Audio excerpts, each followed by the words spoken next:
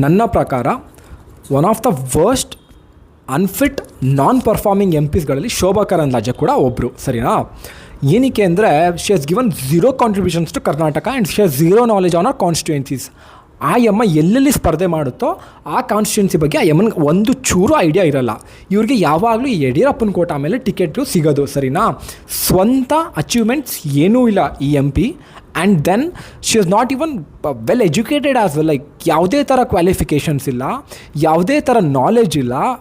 I think ಯಾವುದೇ ಒಂದು ಸಬ್ಜೆಕ್ಟಲ್ಲಿ ಒಂದು ಮಾಸ್ಟರಿ ಅನ್ನೋದು ಒಂದಿಲ್ಲ. So I don't know why people are voting for her.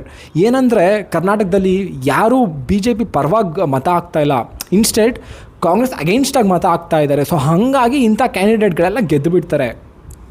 ಏನಂದರೆ ಬ್ಯಾಂಗ್ಳೂರು ನಾರ್ತ್ ಕಾನ್ಸ್ಟಿಟ್ಯೂನ್ಸಿ 2024 ಎಮ್ನಿಗೆ ಟಿಕೆಟ್ ಸಿಕ್ಕಿ ಗೆದ್ದರು. ಬ್ಯಾಂಗ್ಳೂರು ನಾರ್ತ್ ಬಂದು ಈ ಬ್ಯಾಟರಾಯನಪುರದಿಂದ ಸ್ಟಾರ್ಟ್ ಆಗಿ Peenya, Yeshwanthpur, 8 mile, T Dasarahalli, Mahalakshmi layout ಇದೆಲ್ಲ ಹೋಗಿ ಕೆ ಆರ್ ಪುರಮ್ಗೊಂಟು ಈ ಕಾನ್ಸ್ಟಿಟ್ಯೂನ್ಸಿ ಹೋಗುತ್ತೆ, ಸರಿನಾ?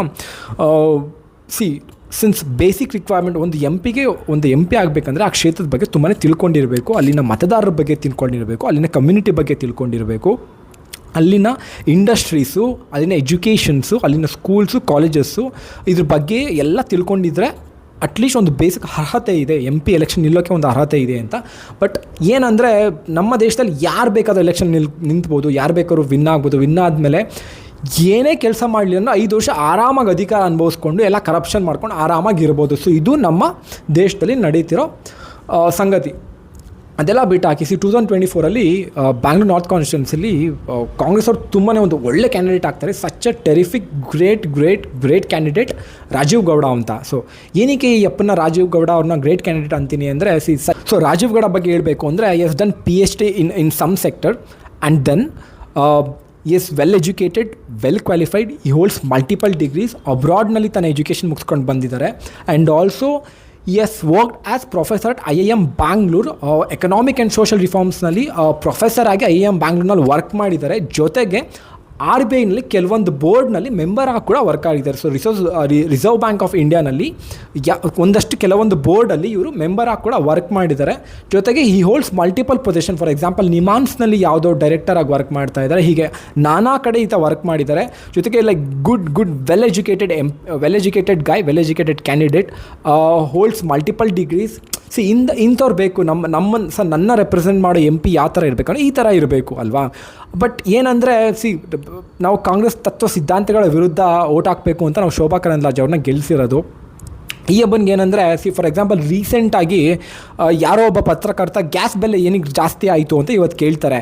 ಈ ಅಮ್ಮ ಅದ್ರ ಬಗ್ಗೆ ಮಾತಾಡಬೇಕು, ಅದ್ರ ಬಿಟ್ಬಿಟ್ಟು ಈ ಅಮ್ಮ ಏನೇನೋ ಹೇಳುತ್ತೆ, ವಿಮೆನ್ಸ್ ರಿಸರ್ವೇಷನು ಅಂತ ಎಲ್ಲ ಅಂದ್ಕೊಂಡು ಏನೇನೋ ಸಂಬಂಧನೇ ಇಲ್ಲ. ನಿನಗೆ ಕ್ವೆಶನ್ ಕೇಳ್ತಾರೆ ಏನಪ್ಪ, ಲೈಕ್ ಕಮರ್ಷಿಯಲ್ ಗ್ಯಾಸ್ ಸಿಲಿಂಡ್ರ್ ಬೆಲೆನ ಯಾಕೆ ಜಾಸ್ತಿ ಮಾಡಿದ್ರಿ ನೀವು ಕೇಂದ್ರ ಸರ್ಕಾರ ಅಂತ ಅಷ್ಟಕ್ಕೆ ಆನ್ಸರ್ ಮಾಡಬೇಕು. ಅದನ್ನು ಬಿಟ್ಟು ಏನೇನೋ ಹೇಳ್ತಿರಲ್ಲ ಶೋಭಾ ಕರಂದ್ಲಾಜೆ ಅವರೇ, ವಾಟ್ ಇಸ್ ದಿಸ್? ಸರಿ ಆಯಿತು, ಅದೆಲ್ಲ ಬಿಡಿ. What is your contribution to Bangalore north constituency? ಎಷ್ಟು ಸಲ ಬ್ಯಾಂಗ್ಳೂರು ನಾರ್ತ್ ಕಾನ್ಸ್ಟಿಟ್ಯೂನ್ಸಿಲಿ ವಿಸಿಟ್ ಮಾಡಿದ್ದೀರಾ? ಅದಾದಮೇಲೆ ನಿಮ್ಮ ಕಾಂಟ್ರಿಬ್ಯೂಷನ್ ಏನು? 0 ಕಾಂಟ್ರಿಬ್ಯೂಷನ್ಸ್, 0 ವಿಸಿಟ್ಸ್. ನಾನು ಬ್ಯಾಂಗ್ಳೂರು ನಾರ್ತಲ್ಲೇ ಇರ್ತೀನಿ, ಯಮ್ಮನ ಒಂದು ದಿನವೂ ಎಲ್ಲೂ ಕಾಣಿಸ್ಕೊಂಡಿರೋದನ್ನ ನಾನು ನೋಡಿಲ್ಲ, ಸರಿನಾ? ಯಾವುದೇ ಥರ ಡೆವಲಪ್ಮೆಂಟ್ ಆ್ಯಕ್ಟಿವಿಟೀಸ್ ನಡೀತಾ ಇಲ್ಲ. ಫಾರ್ ಎಕ್ಸಾಂಪಲ್, ಚಿಕ್ಕ ಎಕ್ಸಾಂಪಲ್, ಪೀಣ್ಯನಲ್ಲಿ ಎಲ್ಲ ರೋಡ್ ಕಿತ್ತು ಒದರೋಗ್ಬಿಟ್ಟಿದೆ, ಸರಿನಾ? ಏನು ಒಂದೇ ಒಂದು ಆ್ಯಕ್ಷನ್ ಕೂಡ ತೊಗೊಂಡಿಲ್ಲ, ಒಂದೇ ಒಂದು ಸಲ ವಿಸಿಟು ಮಾಡಿಲ್ಲ, ಸರಿನಾ? ಎಲ್ಲ ಗೌರ್ಮೆಂಟ್ ಸ್ಕೂಲ್ಗಳು ಕೂಡ ಮುಚ್ತಾ ಇದೆ. ಲೈಕ್ ಗೌರ್ಮೆಂಟ್ ಸ್ಕೂಲಲ್ಲಿ ಸ್ಟೂಡೆಂಟ್ಸ್ ಇನ್ಪುಟ್ ಕಡಿಮೆ ಆಗ್ತಾ ಇದೆ, ಎಜುಕೇಷನ್ ಕ್ವಾಲಿಟೀಸ್ ಕಡಿಮೆ ಆಗ್ತಿದೆ. ಸೊ ನಾನಾ ಥರ ಪ್ರಾಬ್ಲಮ್ಮು, ಟ್ರಾಫಿಕ್ ಜಾಮ್ ಜಾಸ್ತಿ ಆಗಿದೆ. ಫಾರ್ ಎಕ್ಸಾಂಪಲ್, ನೀವು ಗೊರಗುಂಟೆಪಾಳ್ಯದಿಂದ ನೆಲಮಂಗಲಕ್ಕೆ ಹೋಗಬೇಕು ಅಂದರೆ sometimes it will takes more than 2 hours. ಕ್ಷೇತ್ರದಲ್ಲಿ ಬೇಜಾನ್ ಸಮಸ್ಯೆ ಇದೆ. ಈ ಫಾರ್ ಎಕ್ಸಾಂಪಲ್, ಈ ಪ್ರೈವೇಟ್ ಎಜುಕೇಷನ್ಸ್ ಇನ್ಸ್ಟಿಟ್ಯೂಟ್ಸ್ ಅವರು ಸಿಕ್ಕಾಬಟ್ಟೆ ಲೂಟಿ ಮಾಡ್ತಾ ಇದ್ದಾರೆ ಪೇರೆಂಟ್ಸ್ ಹತ್ರ, ಸರಿನಾ? Again and you have to check the quality of government hospitals. Worst quality, worst roads, worst infrastructure, pedestrian infrastructure ಅಂತ ಹಾಳಾಗೋಗಿದೆ ಬ್ಯಾಂಗ್ಳೂರಿನಲ್ಲಿ. ಎಲ್ಲ ಫುಟ್ಪಾತ್ ಕೂಡ it's occupied by either the shops or the road side vendors. But ಏನಂದರೆ like since we have this kind of MPs, right? ಇಂಥ MP ಗಳನ್ನ ನಾವು ಆಯ್ಕೆ ಮಾಡ್ತೀವಿ, ಇವ್ರು ಬಂದು ಕ್ಷೇತ್ರಕ್ಕೆ ಏನೂ ಮಾಡಲ್ಲ, 5 ವರ್ಷ ಅಧಿಕಾರ ಅನುಭವಿಸ್ಕೊಂಡು ಹೋಗ್ತಾರೆ. ನನಗೆ ಗೊತ್ತಿಲ್ಲ ಜನಗಳು ಯಾಕೆ like why select Shobha Karandlaje ಓ ರಾಜೀವ್ ಗೌಡ ಎಂಥ ಕ್ಯಾಂಡಿಡೇಟ್, ಎಷ್ಟು ಜನಕ್ಕೆ ಗೊತ್ತಿತ್ತು ರಾಜೀವ್ ಗೌಡನ ಬಗ್ಗೆ, ಯಾಕೆ ನೀವು ರಿಸರ್ಚ್ ಮಾಡಲಿಲ್ಲ ಜನಗಳು? Such a well educated guy, such a great terrific guy. ಏನಂದರೆ ಇಂಥ for example Shobha Karandlaje, I don't know what's her qualification, ತುಂಬಾ ಓದಿಲ್ಲ ಅನ್ಕೊತೀನಿ, ಅಟ್ಲೀಸ್ಟ್ ಓದದೇ ಇದ್ರೂ ಪರವಾಗಿಲ್ಲ. ಆ ಕ್ಷೇತ್ರದ ಬಗ್ಗೆ ತಿಳ್ಕೊಳ್ಬೇಕು.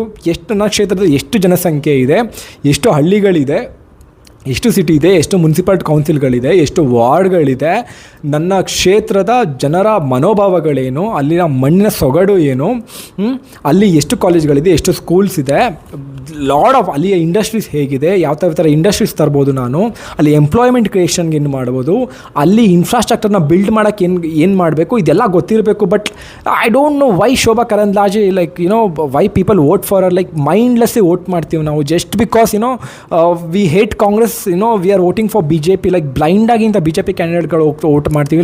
Like from our seriously zero contribution. Shobha Karandlaje ಅವರು ನಮ್ಮ ಕರ್ನಾಟಕ ಪರವಾಗಿ ಎಷ್ಟು ಸಲ ಲೋಕಸಭೆಯಲ್ಲಿ ಮಾತಾಡಿದ್ದಾರೆ? ಸೊ ಎಷ್ಟು ಸಲ ಶೋಭಾ ಕರಂದ್ಲಾಜೆ ಅವರು ನಮ್ಮ ಕರ್ನಾಟಕದ ಬಗ್ಗೆ ಮಾತಾಡಿದ್ದಾರೆ ಲೋಕಸಭೆಯಲ್ಲಿ? ಎಷ್ಟು ಡಿಬೇಟ್ನಲ್ಲಿ ಪಾರ್ಟಿಸಿಪೇಟ್ ಮಾಡಿದ್ದಾರೆ ಶೋಭಾ ಕರಂದ್ಲಾಜೆ ಅವರು? ಎಷ್ಟು ಕ್ವೆಶ್ಚನ್ ಕೇಳಿದ್ದಾರೆ? ಎಷ್ಟು ಬಿಲ್ಗಳನ್ನ, how much bills ash tabled, ಎಷ್ಟು ಬಿಲ್ಗಳನ್ನ ಇವರು ಜನ್ರೇಟ್ ಮಾಡಿದ್ದಾರೆ ಲೋಕಸಭೆಯಲ್ಲಿ? ಎಷ್ಟು ಡಿಬೇಟ್ನಲ್ಲಿ ಪಾರ್ಟಿಸಿಪೇಟ್ ಮಾಡಿದ್ದಾರೆ? ಎಷ್ಟು ಕ್ವೆಶನ್ಸ್ ಕೇಳಿದ್ದಾರೆ? ಇವ್ರ ಕಾಂಟ್ರಿಬ್ಯೂಷನ್ ಏನು? ಯಾಕೆ ಇಂಥವನ್ನೆಲ್ಲ ನಾವು ಸೆಲೆಕ್ಟ್ ಮಾಡ್ತೀವಿ? ಲೈಕ್ ಕರ್ನಾಟಕ ಏನಂದರೆ like one of the highest tax paying state, mostly second highest tax paying state after Mumbai ಅಂತ ಅನ್ಕೊತೀನಿ, ಆಫ್ಟರ್ ಮಹಾರಾಷ್ಟ್ರ, ಸಾರಿ. ಸೊ ಇಷ್ಟೆಲ್ಲ ಇದ್ದು ಸ್ಪೆಷಲಿ ಬ್ಯಾಂಗ್ಳೂರು ನಾರ್ತ್ ಏನಾಗ್ತಿದೆ, ಎಲ್ಲ ಒಳ್ಳೊಳ್ಳೆ ಎಜುಕೇಟೆಡ್ಗಳಿದ್ದೀರಾ ಇಲ್ಲಿ, like almost all like every one are working. Like ಏನು ಪ್ರಾಬ್ಲಮ್ಮು? ಇಂಥ MPಗಳನ್ನಲ್ಲಿ ಯಾಕೆ ಎಲೆಕ್ಟ್ ಮಾಡ್ತೀರಾ? I don't no. Shobha Karandlaje ಅವರೇ, ಅಟ್ಲೀಸ್ಟ್ ಪತ್ರಕರ್ತರು ಸಿಂಪಲಾಗಿ ಒಂದು ಕ್ವೆಶನ್ ಕೇಳಿದ್ರು, ಏನಕ್ಕೆ ಗ್ಯಾಸ್ ಬೆಲೆ ಜಾಸ್ತಿ ಆಯಿತು ಅಂದರೆ ವಿಮೆನ್ ರಿಸರ್ವೇಷನ್. ಏನಕ್ಕೆ ರಿಸರ್ವೇಷನ್ ಬೇಕು? ವಿಮೆನ್ ರಿಸರ್ವೇಷನ್ ಯಾಕೆ ಬೇಕು? 33% ಯಾಕೆ ಬೇಕು ನಿಮಗೆ? ಈಕ್ವಲ್ ಆಪರ್ಚುನಿಟೀಸ್ ತಾನೇ ಇರೋದು, ಸೇಮ್ ಎಲ್ರಿಗೂ, ಗಂಡಸ್ರಿಗೂ ಹೆಂಗಸ್ರಿಗೂ ಎರಡೇ ಕಾಲು ಎರಡೇ ಕೈ, ಒಂದೇ brain, same coaching institute, same educations, same free structure, ಎಲ್ಲ ಸೇಮ್ ಇರಬೇಕಾದ್ರೆ ನಿಮಗೆ ಎಲ್ಲ ಡಿಪಾರ್ಟ್ಮೆಂಟ್ಗಳು ನೀವು ಲೇಡೀಸಲ್ಲಿ ಈಗ ಮೊದಲಿನ ಥರ ಏನಿಲ್ಲ. ಈಗ ಎಲ್ಲರೂ ಕೂಡ ಎಲ್ಲ ಚೆನ್ನಾಗಿ ಎಜುಕೇಷನ್ ಇದೆ, ಎಲ್ರಿಗೂ ಎಲ್ಲ ಥರನ ಆಕ್ಸೆಸಿಬಿಲಿಟೀಸ್ ಇದೆ, ಸರಿನಾ? ಎಲ್ಲನೂ ಆಕ್ಸೆಸ್ ಮಾಡ್ಬೋದು. Like same opportunities to everyone. ನಾವು ಏನಕ್ಕೆ 33% ರಿಸರ್ವೇಷನ್ ಕೊಡಬೇಕು ನಿಮಗೆ? ಈಗ ನೀವು ಗೆದ್ರಲ್ಲಮ್ಮ, ನೀವು ಗೆಲ್ತಾ ಇದ್ದೀರಲ್ಲ, ಲಾಸ್ಟ್ 15 ಇಯರ್ಸಿಂದ ನೀವು ಗೆಲ್ತಾ ಇದ್ದೀರಲ್ಲ, ಯಾವ ರಿಸರ್ವೇಷನ್ ಮೇಲೆ ಗೆದ್ರಿ ನೀವು? ನಿಮ್ಗೆ ಯಾರು ಎಲೆಕ್ಷನ್ ಕಂಟೆಸ್ಟ್ ಮಾಡಬೇಡಿ ಅಂತ ಯಾರು ತಡೆ ಹಿಡಿತಾರಾ? ಲೇಡೀಸ್ಗಳಿಗೆ ಯಾರು ಇರೋಲ್ಲ. ಫ್ರೀ ಆ್ಯಂಡ್ ಫೇರ್ ಎಲೆಕ್ಷನ್ಸ್ ಇದೆ ಇಂಡಿಯಾನಲ್ಲಿ, ಹೋಗಿ ಕಂಟೆಸ್ಟ್ ಮಾಡಿ. ಏನಕ್ಕೆ ಬೇಕು ರಿಸರ್ವೇಷನ್ನು? ಎಲ್ಲ ಈಗ ಫಾರ್ ಎಕ್ಸಾಂಪಲ್ ಎಲ್ಲ ಯುರೋಪಿಯನ್ ಕಂಟ್ರೀಸ್ಗಳೆಲ್ಲ, ಲೈಕ್ ಡೆವಲಪ್ಡ್ ಕಂಟ್ರೀಸ್ ಎಲ್ಲ ರಿಸರ್ವೇಷನ್ ಅಗೇನ್ಸ್ಟಾಗಿ ಹೋಗ್ತಾ ಇದ್ದರೆ, ನಮ್ಮ ಇಂಡಿಯಾದಲ್ಲಿ I think we are going back 50 years back. 50 ವರ್ಷದ ಹಿಂದಿನ ಕಾಲಕ್ಕೆ ಹೊರಟೋಗ್ಬಿಡ್ತಾ ಇದ್ದ